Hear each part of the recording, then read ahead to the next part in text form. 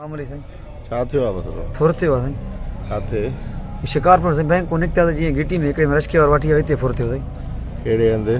अलाए साईं असां नवां असां ख़बर न आहे साईं। मंदिर वटि फुर थी अथनि। मंदिर जो नालो अलाए छा आहे? किथां निकितो तव्हां? असां एमसीबी बैंक मां साईं। अच्छा। ऐं तो निकितो त रश्को करायोसीं रश्को मोड़ कई घिटी में हिकिड़े में गुलामली साईं।